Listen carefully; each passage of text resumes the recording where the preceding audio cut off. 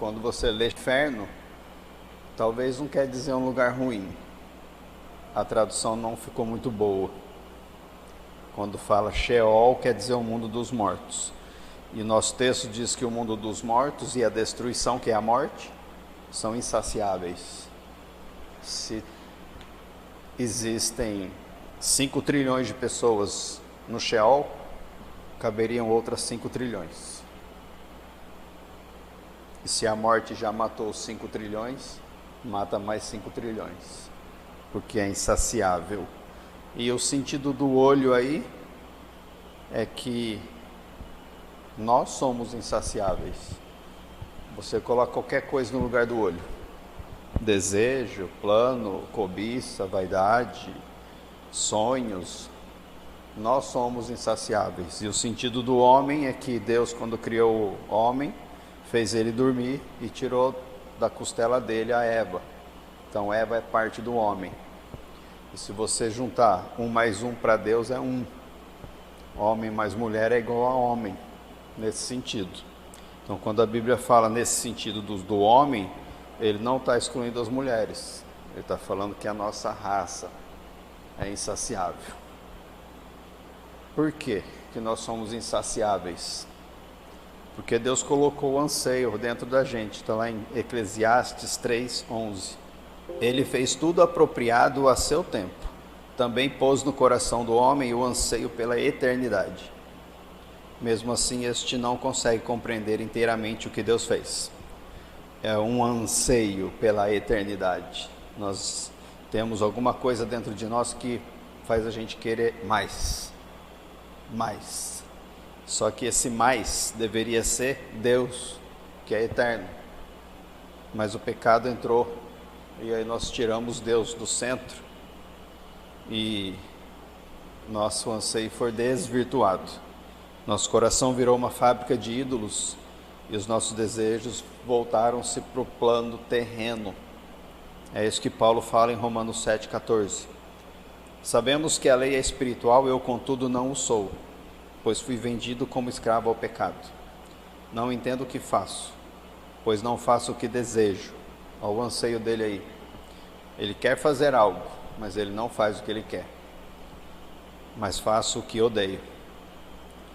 E se faço o que não desejo, admito que a lei é boa. Neste caso, não sou mais eu quem o faz, mas o pecado que habita em mim. Sei que nada de bom habita em mim, isto é, em minha carne, porque tenho o desejo, o anseio de fazer o que é bom, mas não consigo realizá-lo. Pois o que faço não é o bem que desejo, mas o mal que não quero fazer, esse eu continuo fazendo. Ora, se faço o que não quero, já não sou eu quem o faz, mas o pecado que habita em mim. Assim encontro essa lei que atua em mim.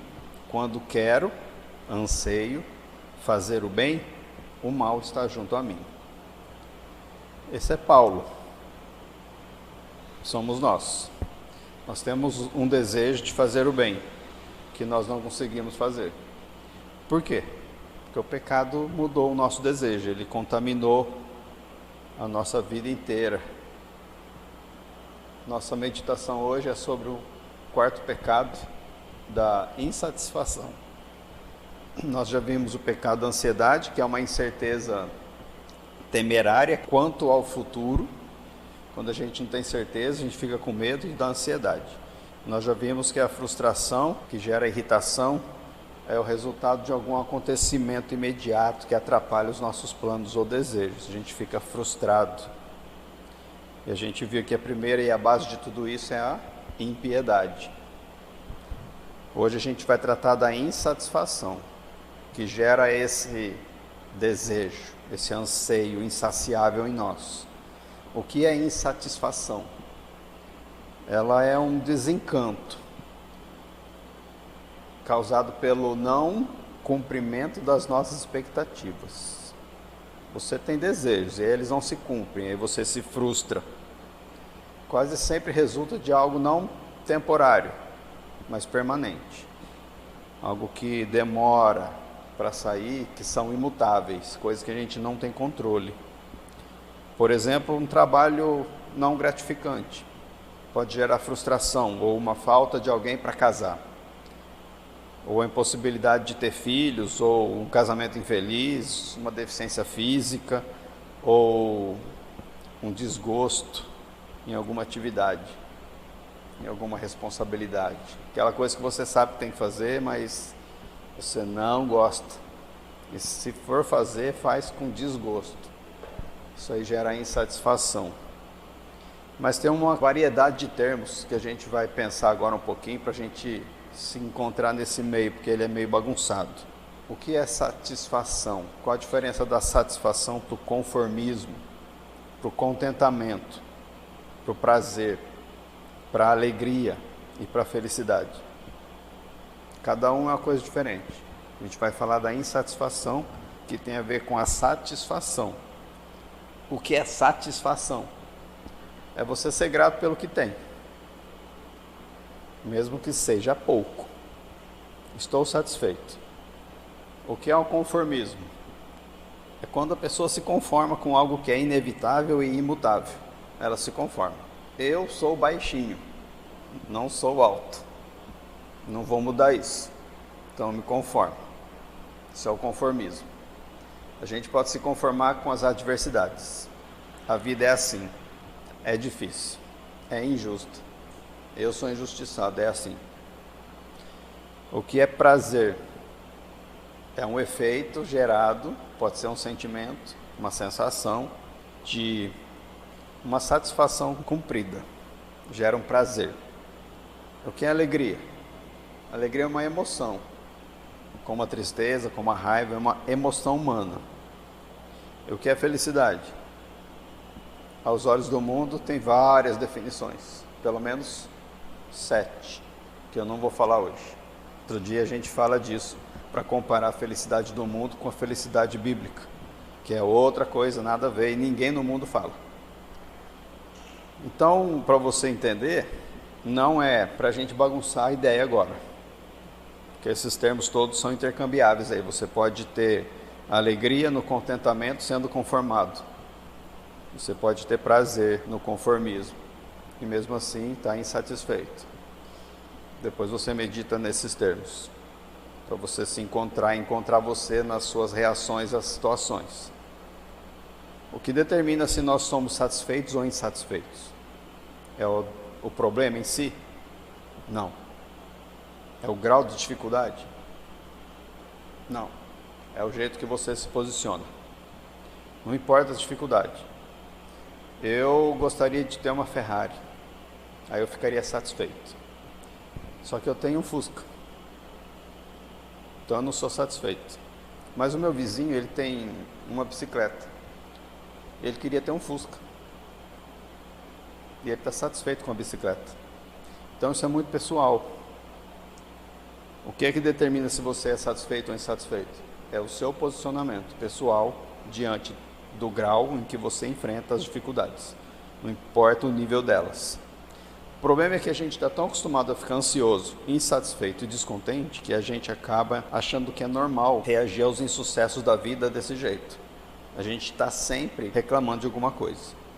E quando a gente faz isso, a gente tem um comportamento que só enfatiza que nós não incluímos Deus em todas as circunstâncias. Isso é pecado. Nós agimos como ímpios, descrentes, que não incluem Deus na sua vida. E aí nós voltamos ao primeiro problema, que é a impiedade. Isso se agrava porque a insatisfação ela pode gerar outros pecados. Por exemplo, um ressentimento ou uma amargura contra Deus e contra o próximo. Por que Deus não me dá um livramento que eu preciso? Por que Deus não me dá a cura que eu preciso?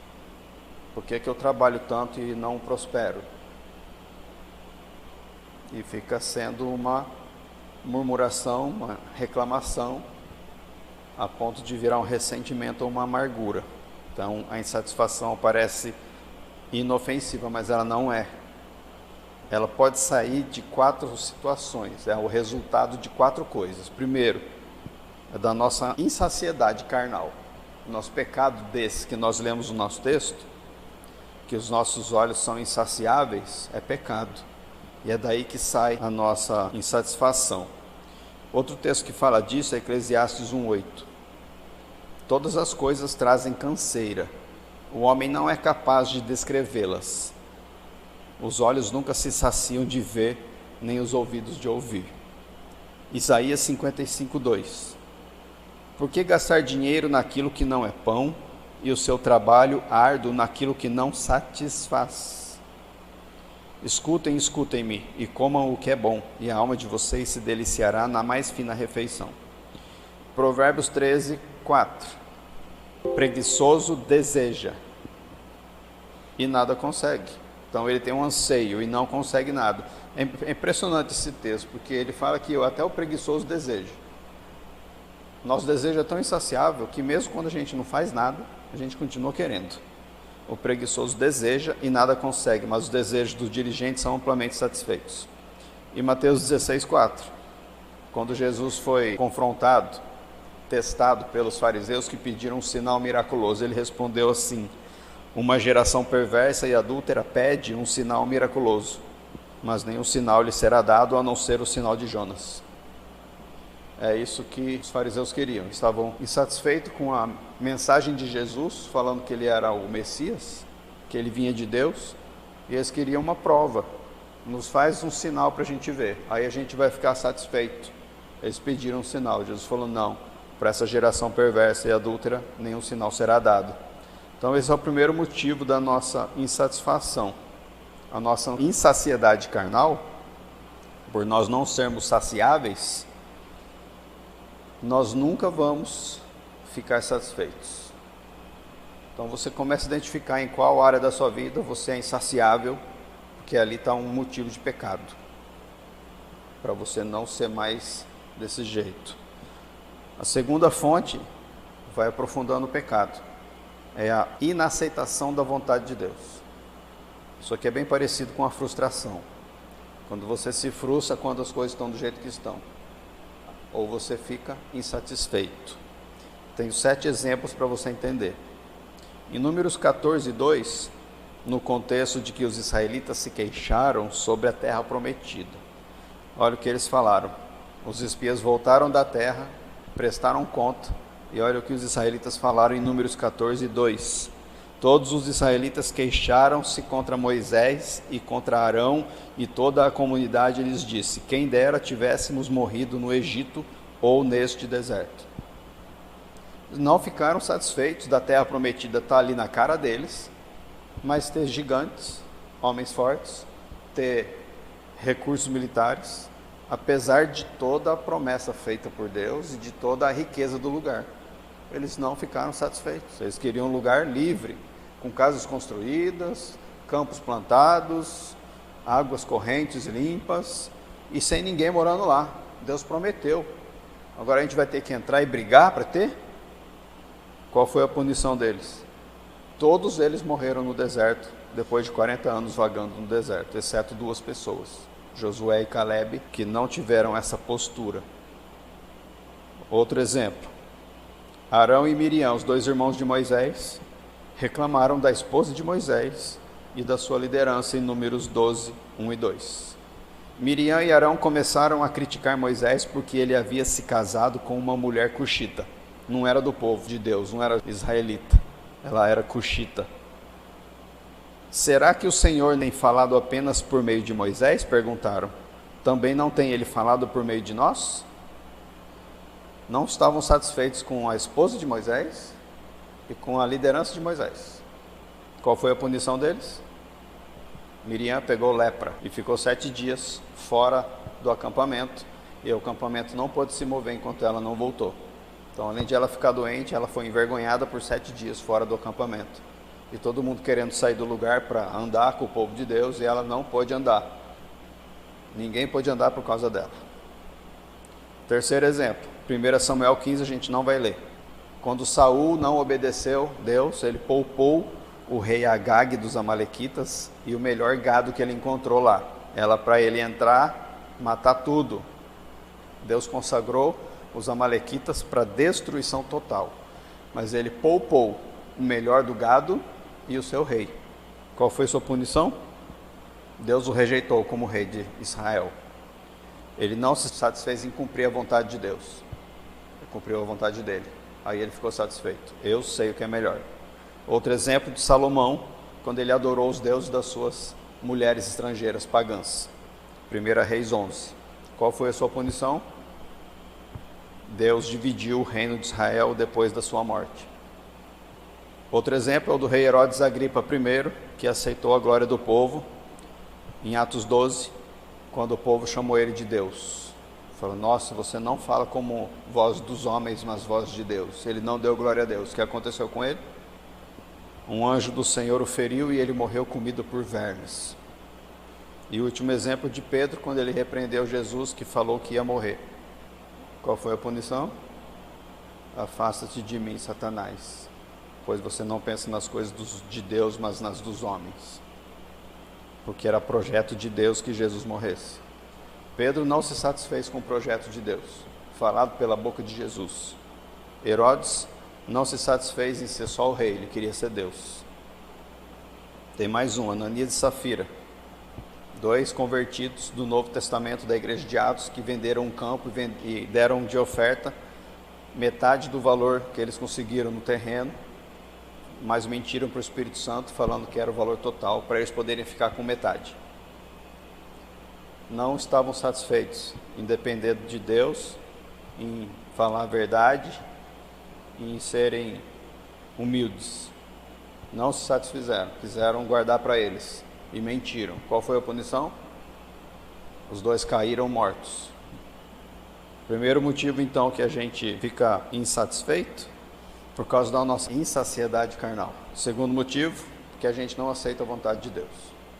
Pecados e pecados. Terceiro motivo, porque Deus não nos supre.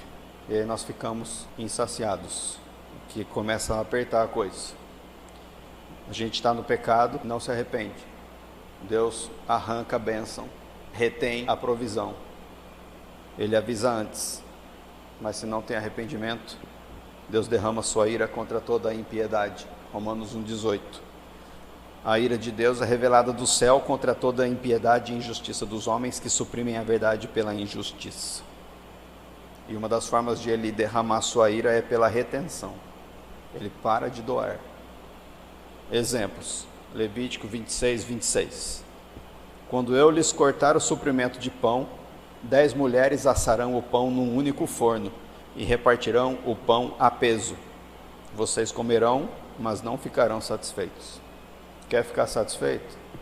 Às vezes Deus está retendo a bênção da satisfação sua, para você ficar insatisfeito, porque não está obedecendo. Miqueias 6,14. Vocês comerão, mas não ficarão satisfeitos. Continuarão de estômago vazio. Vocês ajuntarão, mas nada preservarão, porquanto o que guardarem a espada entregarei. Ageu 1,6. O contexto de Ageu é que eles estavam construindo as suas casas, depois que eles voltaram para Jerusalém, depois de ficarem 70 anos no cativeiro da Babilônia. Então eles saíram do cativeiro, voltaram para Jerusalém para reconstruir a cidade, começaram a construir suas casas, e não construíram o templo do Senhor. Estavam priorizando a sua própria vida, o seu próprio conforto. De Deus deixa para depois. Deus reclamou desse coração. Eu tenho que estar em primeiro lugar. Olha o que Deus falou em Ageu 1,6. Vocês têm plantado muito e colhido pouco. Vocês comem, mas não se fartam. Bebem, mas não se satisfazem. Vestem-se, mas não se aquecem. Aquele que recebe salário, recebe-o para colocá-lo numa bolsa furada. Oh, estamos assim, né? Será que não estamos priorizando outras coisas? Tiago 4,2. Vocês cobiçam coisas e não as têm. Matam e invejam, mas não conseguem obter o que desejam. Vocês vivem a lutar e a fazer guerras. Não têm porque não pedem. Quando pedem, não recebem, pois pedem por motivos errados, para gastarem seus prazeres. Adúlteros, vocês não sabem que a amizade com o mundo é a inimizade com Deus? Quem quer ser amigo do mundo faz-se inimigo de Deus. Existe uma sede, e não é pelas coisas justas. Se fosse, nós pediríamos direito, ou pediríamos. Se a nossa sede não for de Deus, for de outras coisas, nós nem pedimos, nós vamos buscar. E muitas vezes nós não conseguimos buscando, então nós pedimos. Mas pedimos para satisfazer os nossos desejos, para ter satisfação pessoal, material, temporal. E aí ele fala que nós não recebemos porque os motivos são errados. E quando a gente trata Deus desse jeito, ele nos chama de adúlteros, porque temos amizade com o mundo e inimizade com ele. Esse é o terceiro motivo da gente ficar insatisfeito. Quando Deus derrama a sua ira e tira a nossa provisão, para a gente ficar insatisfeito, como vontade dele, para a gente se arrepender e voltar. Isso é muito sério. Qual a solução para isso tudo? Tem uma fome que Deus colocou no nosso coração, o anseio pela eternidade, tem que voltar para esse anseio. E a bem-aventurança principal fala disso. Bem-aventurados que têm fome e sede de justiça, pois serão fartos ou satisfeitos. Você tem fome e sede de justiça? Ou são outras coisas? Ela se manifesta internamente e externamente. Internamente é você saber que você é injusto e você querer muito a justiça de Cristo. Você é morto e você quer muito a vida dele. Você é seco e quer a água dele. Você é escuro e quer a luz dele. Você é vazio e quer a plenitude dele. Se você tem fome e sede, você vai buscar, vai bater, vai pedir. A porta vai se abrir, você vai receber e você vai encontrar. É promessa. Mas só se você estiver morrendo de fome e de sede. Porque não é uma mensagem que você manda por e-mail ou WhatsApp. Deus, me dá. Estou esperando. E não manda mais, porque uma hora ele vai ver a mensagem e vai te responder. Não. É um bater, bater, bater, bater, bater. Pedir sem parar. Buscar sem cessar. Aí ele vê qual é o tamanho da sua fome, da sua sede. Pela justiça interna. Quando você se vê pecador e falido e tem um coração contrito, um espírito quebrantado, é o momento em que ele abre a porta, em que ele te dá e te ouve e te sacia da justiça. Isso é internamente. E externamente é quando o pecado domina sobre o mundo que você faz parte e você não se conforma com isso. A sua justiça interna vai te levar a buscar a justiça externa. Não adianta eu ser santificado, protegido, abençoado, provido e ver o meu vizinho, o meu irmão, o meu amigo num estado pior que o meu e não fazer nada. Eu não tenho fome e sede de justiça. Eu sou egoísta. Eu quero a justiça para mim e não levo ela para ninguém. Eu quero só me satisfazer num Deus que promete as coisas para mim. Eu não me coloco a serviço dele. A minha fome e sede de justiça são da carne, para satisfação do ego. Muito crente está assim, não serve, só fica recebendo, não abençoa ninguém, não serve ninguém, nem dinheiro dá. O tempo todo só recebendo, recebe palavra, recebe oração, recebe promessa, às vezes recebe até confronto, mas não faz diferença, não muda de vida, continua tendo fome e sede para se satisfazer. E não fome e sede da justiça de Cristo, para levar essa justiça para o mundo. O mundo está o caos, ainda não é o reino de Deus, mas nós oramos na nossa justiça. Santificado seja o teu nome, venha o teu reino. Para onde? Para onde que é para vir o reino? Para o meu coração só? Ou para o mundo? Tem que ter a oração completa, para o mundo. Vai passar por mim para sair, não tem como. Jesus já desceu e ele foi a luz do mundo, agora ele subiu e mandou o Espírito para a gente ser a luz do mundo. A luz passa por nós.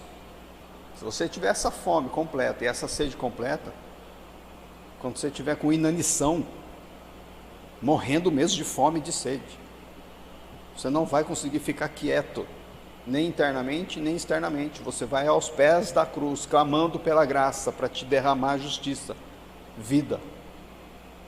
E você vai pegar isso e vai levar para alguém. Vai clamar para Deus te dar oportunidades de servir, de evangelizar, de cuidar de alguém, de abençoar, às vezes até de corrigir. Isso tudo no meio das adversidades. E na adversidade não adianta a gente ter nem resignação, que é uma aceitação da situação sem tentar mudar ela. As coisas é assim mesmo. Eu nasci assim, eu cresci assim, eu vou morrer assim. Minha vida é assim, não mudo. Tem gente que começa a mudar de vida e na primeira adversidade para. No primeiro tropicão que dá, desiste. E volta para o mesmo pensamento. A vida é assim, esse é o meu destino, vou ficar quieto. Isso é resignação. Não é assim que Deus quer que a gente tenha a saciedade dele, aí a gente fica insatisfeito. Também não é sendo submisso ou tendo conformismo. É assim mesmo, me submeto à vontade de Deus, que seja. Não é isso que Deus quer. Jesus não se conformou com a cruz. Ele se submeteu, mas não se conformou. Senhor, vou fazer tua vontade, que ela seja feita, mas se possível, tira ela de mim. Porque não vai ser fácil e não está sendo. Mas ele se submeteu. Ele teve um movimento de relacionamento com Deus, que é o que Deus quer. Deus quer relacionar-se com você. Talvez a sua luta nunca passe, como a de Jesus não passou e ele morreu por ela. Mas ele relacionou com Deus no meio da luta, no último dia de vida. Até o último respirar foi um relacionamento. É isso que Deus quer. Porque você vai sair daqui para se relacionar lá, com o mesmo Deus. Só que se você tiver a cara de pau de chamar ele de Senhor e não se relacionar com ele, como é que você vai querer se relacionar com ele lá? Ou você só se relaciona com ele aqui quando está tudo bem, e quando não está você fica insatisfeito? Quando você recebe a circunstância que seja da mão de Deus, qual que é a nossa postura? Murmurar, reclamar, ficar insatisfeito, às vezes ficar com raiva, depressivo, triste, desanimado, frustrado, às vezes irritado, como eu falei agora há pouco, ressentido e magoado com Deus. São muitas coisas que a gente tem de opção. Deus não me conhece, Ele não sabe tanto que eu me esforço. Por que Ele não me dá? Por que Ele não faz? Por que Ele não me tira? Por que Ele não me leva, me dá, me arruma, conserta? Por quê? Porque demora. A gente é muito murmurento, parece criancinha, fica chorando, querendo que Deus assopra o nosso machucadinho do joelho quando a gente cai, o tempo todo. Qual que é a postura do maduro? Confia que Deus sabe o que é melhor para nós, que Ele planeja só o que é bom. Deus é bom, Ele planeja o que é bom, e às vezes dói.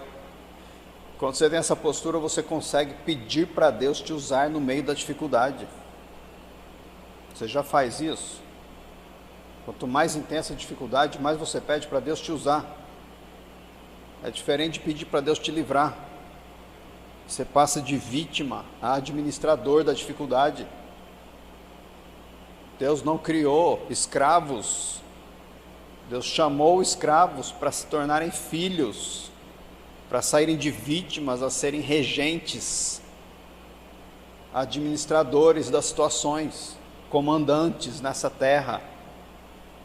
Aí você faz a pergunta: Senhor, de que forma eu usarei essa dificuldade para te servir e te glorificar? Essa é a pergunta que nós temos que fazer. Senhor, me livra dela enquanto isso. Enquanto não me livra, me usa. Aí você consegue recitar esse versículo lindo que não tem autor. Senhor, estou pronto a receber o que me deres, ficar sem o que retiveres, renunciar ao que tomares. Vou ler de novo. Estou pronto a receber o que me deres, delícia. Ficar sem o que retiveres, não é para mim. Renunciar ao que tomares. Deus me deu, Deus tomou. Bendito seja o nome do Senhor. Está pronto para isso? Para Deus te usar em qualquer situação? Como Paulo, você é insatisfeito consigo mesmo? Porque o bem que quer fazer não consegue, mas o mal que não quer, você faz. Como é que ele terminou? Versículo 24 de Romanos 7. Miserável homem que eu sou, quem me livrará do corpo desta morte? Ou como o salmista, no Salmo 73, 25. A quem tenho no céu senão a ti, e na terra nada mais desejo além de estar junto a ti. O meu corpo e o meu coração poderão fraquejar, mas Deus é a força do meu coração e a minha herança para sempre. Temos que estar prontos para falar sim, dispostos, como a mulher samaritana ouviu que Jesus ofereceu para ela em João 4,13. Olha o que Jesus falou: quem beber desta água que ela estava pegando no poço, terá sede outra vez. Mas quem beber da água que eu lhe der, nunca mais terá sede. Pelo contrário, a água que eu lhe der se tornará nele uma fonte de água a jorrar para a vida eterna. O que é uma água que jorra para a vida eterna? Primeiro, é uma água que jorra, não é uma gotinha. Eu tenho só uma gotinha do que Deus tem. Eu já estou feliz. Você está muito medíocre. Não é para ter gotinha, é para jorrar para a vida eterna. É uma abundância torrencial, muito maior do que a chuva do dilúvio. Porque a água da vida é um abundante suprimento para todas as nossas necessidades. Tem um detalhe importante, que toda a água flui para o oceano. Para onde que a água da vida corre? Ele falou, a água que jorra para a vida eterna. É uma água que você vai receber, que vai fluir para a eternidade. Uma vez bebida, a água se transforma em um manancial, e o manancial se transforma numa fonte que flui incessantemente para a vida eterna, de dentro de você. Um autor chamado Vincent escreveu o seguinte: aquele que bebe da água da sabedoria tem sede e não tem sede. Tem sede porque deseja cada vez mais ofegantemente o que bebe, e não tem sede porque fica tão satisfeito que jamais deseja beber de outra coisa. Você já experimentou a água da vida? Ela é o suprimento da promessa de que Deus colocou o anseio pela eternidade dentro de você. Não se sinta e não se considere insatisfeito, a não ser que seja pela água da vida, pela justiça de Deus em Cristo. Então reconheça o seu pecado, os motivos da sua insatisfação, crucifique esses motivos, rejeite as suas paixões, anule os seus desejos pecaminosos, pega a água da vida, porque uma vez que você bebe, ela vai virar um manancial, e bebe todo dia. É só ela que vai suprir a sua sede, e aí você vai ficar satisfeito. Amém?